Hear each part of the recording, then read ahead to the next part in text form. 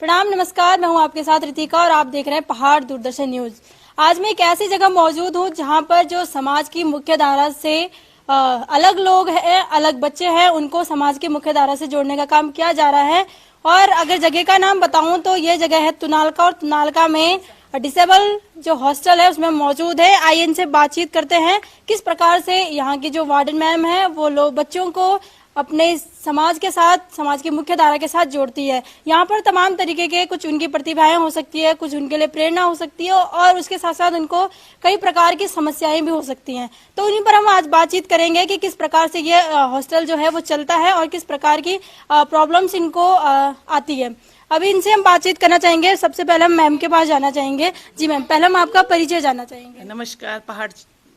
पहाड़ दूरदर्शन को बहुत बहुत धन्यवाद कि आपने अपना समय निकाला हमारे पास आने का।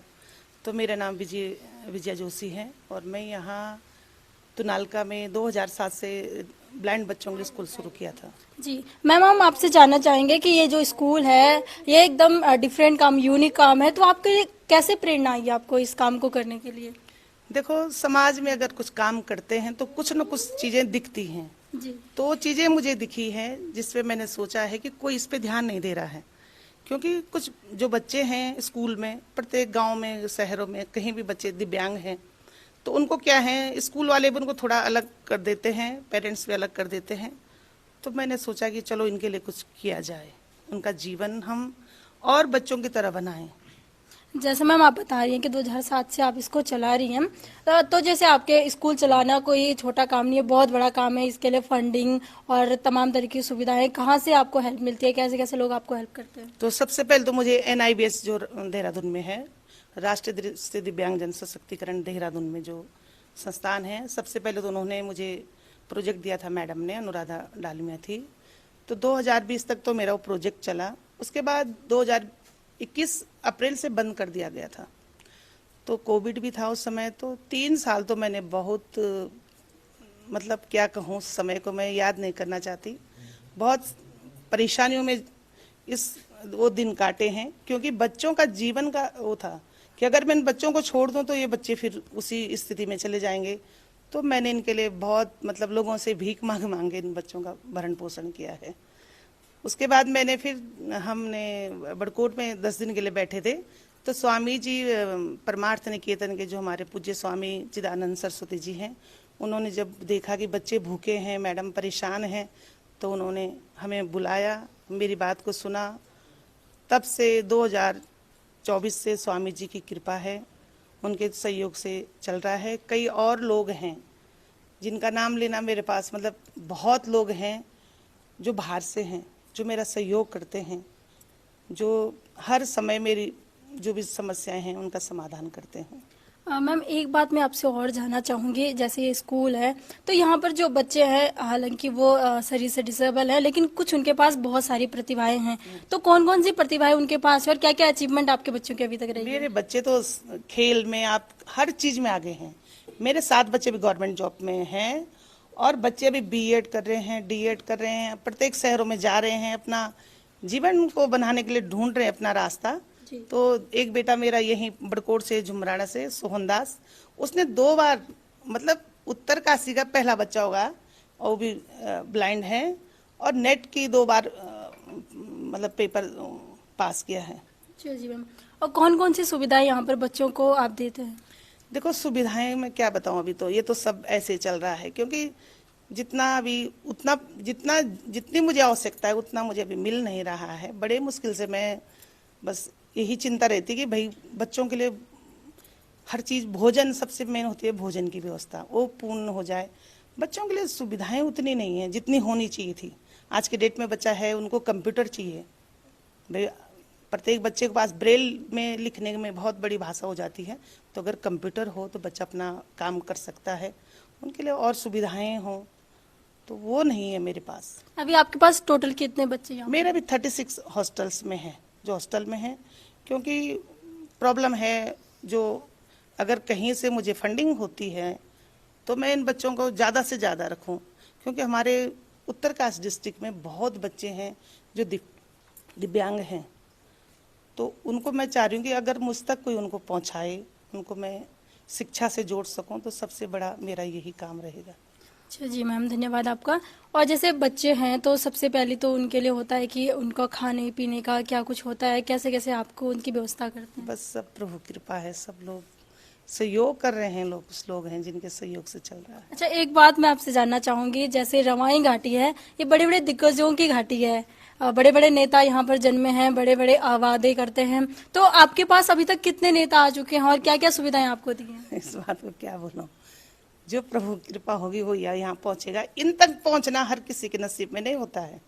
कुछ लोग हैं जिनके इन बच्चों से मतलब लगाव है आने जाने का, वो समय क्या बोलूं किसी के लिए, अगर कुछ बोल दूं तो फिर लोग नाराजगी व्यतीत करते हैं कि मैडम ने हमारे लिए बोल दिया, वो बोल दिया। इसलिए मुझे किसी से कोई नाराजगी नहीं है, आ जाए कोई अच्छी बात है। इन बच्चों, ये बच्चे सबके हैं, ये मोरी से भी हैं, पुरोला से भी हैं, नौगांव से भी हैं, सारे पूरे डिस्ट्रिक्ट के हैं, टीरी से भी हैं, तो ये बच्चे सबके हैं। एक सवाल मैम मेरे मन में था कि जैसे ये बच्चे हैं तो इनके पेरेंट्स भी आपको कुछ पे करते हैं, मतलब यहाँ पे रखने के नहीं लिए? नहीं मैडम, मुझे वो कुछ पे नहीं कर सकते हैं, क्योंकि कहाँ सब गरीब परिवार के बच्चे हैं, कहाँ से कोई क्या दे सकता है। पेरेंट्स से फ्री मतलब? हाँ जी, हाँ जी, हाँ जी, तो स्टाफ की आपके पास क्या व्यवस्था है? स्टाफ कितने स्टाफ आपके? मेरे पास पूरा है।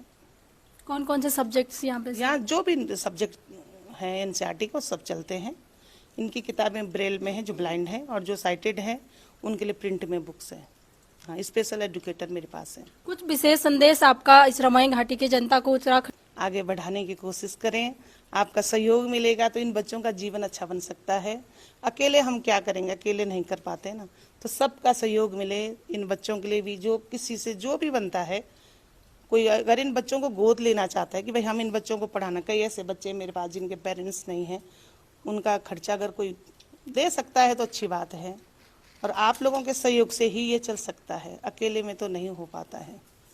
जी मैम, और एक चीज मैं आपसे जानना चाहती हूँ कि यहाँ पर इस हॉस्टल में अभी ऐसी कौन कौन सी मेन समस्याएं, मतलब क्या क्या, अगर कोई दानी व्यक्ति आपको कुछ दान करना चाहे तो क्या क्या ऐसी चीजें हैं जो आपको दान करने की मतलब आपको ज्यादा आवश्यकता है जिनकी?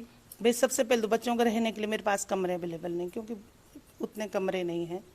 अगर कोई इस प्रकार से दे सकता है कि भाई कमरे बन जाएं बच्चों के रहने के, पढ़ने की भी अभी उतनी अच्छी सुविधा नहीं है। फिर कंप्यूटर है, अगर कोई कंप्यूटर लगवा दे या उनके लिए फर्नीचर लगवा दे, तो हर चीज की आवश्यकता अगर कोई छोटी से बड़ी जो भी कोई दे सकता है। अच्छा, तो लाइब्रेरी भी है यहाँ पे? लाइब्रेरी तो है उसकी है। अच्छा जी मैम, तो बहुत बहुत धन्यवाद आपका। आपके कुछ बच्चों से भी हम जानना चाहेंगे। तो अभी हमारे साथ लक्ष्मी मैम जी मौजूद थी। अभी हम और बच्चों से भी जानना चाहेंगे कि आप कौन सी क्लास में हो?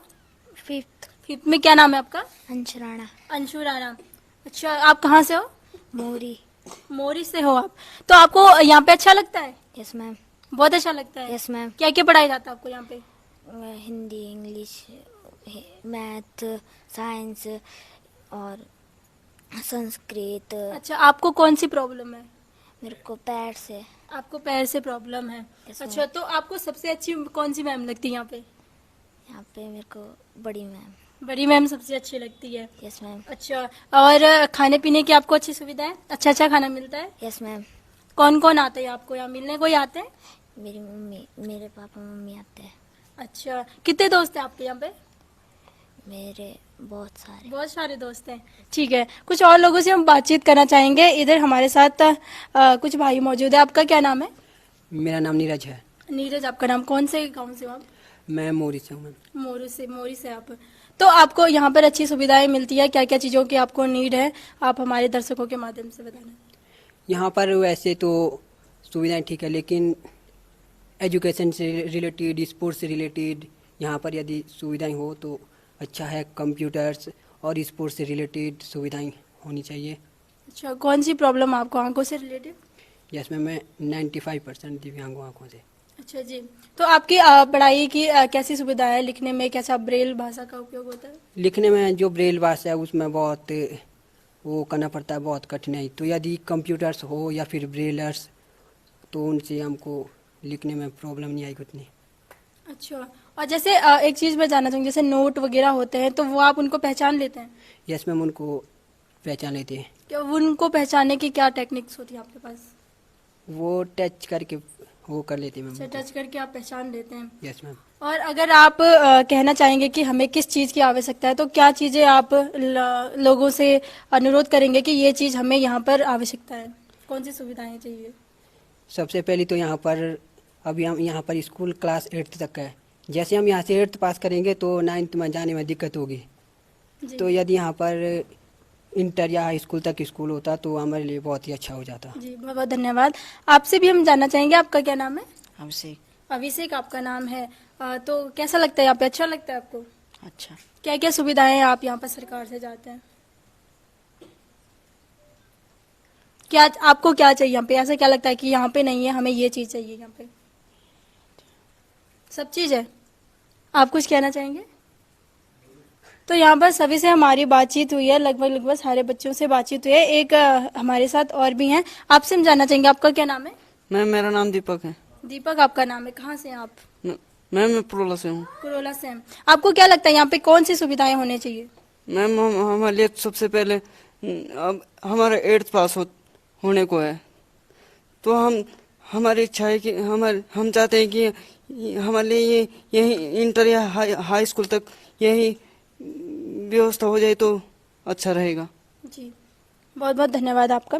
तो अभी हम इस स्कूल में मौजूद थे, मैम से भी हमारी बात हुई और बच्चों से भी हमारी बात हुई। तो जहाँ तक मुझे एक तरीके का अंदाजा आया तो सबसे पहली बात यह है कि यहाँ पर 8 तक स्कूल है। बच्चे 8 तक तो पढ़ लेते हैं, लेकिन उसके बाद इनको आगे समाज की मुख्य धारा में जुड़ने में थोड़ी सी प्रॉब्लम होती है। तो सबसे पहले सरकार से भी गुजारिश है, यहाँ हमारे उत्तरकाशी के डीएम महोदय जी हैं, आपसे भी मैं अनुरोध करूंगी कि यहाँ पर एक बार विजिट करें स्कूल में और यहाँ देखें कि किस प्रकार की सुविधाएं यहाँ पर नहीं है, किस प्रकार की असुविधाएं यहाँ पर है, उन पर काम करने की थोड़ी बहुत कोशिश करें। और हमारे रवाई घाटी के जो तमाम तरीके के दिग्गज नेता है, कृपया आप यहाँ पर एक बार आइए और यहाँ पर देखिए कि किस प्रकार यहाँ पर लोग जो बच्चे हैं वो रह रहे हैं, कौन कौन सी परेशानी उनको हो रही है और इनको सुविधाएं देने का प्रयास करें। बाकी अगर हमारे जो सामान्य दर्शक है, आपसे भी हम अनुरोध करते हैं कि ज्यादा आपसे अगर नहीं हो पाता है तो आपको स्क्रीन पर एक स्कैनर देख रहा होगा, आप उस पर 10 रुपए से लेकर के 100 रुपए, 1000 रुपए या फिर 5000 तक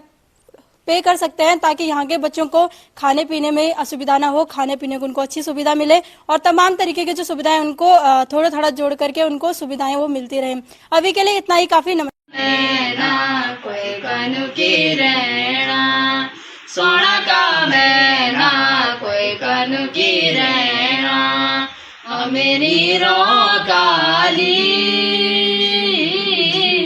अंधेरी रात बरखक जमण्याट, खुद तेरी लागाली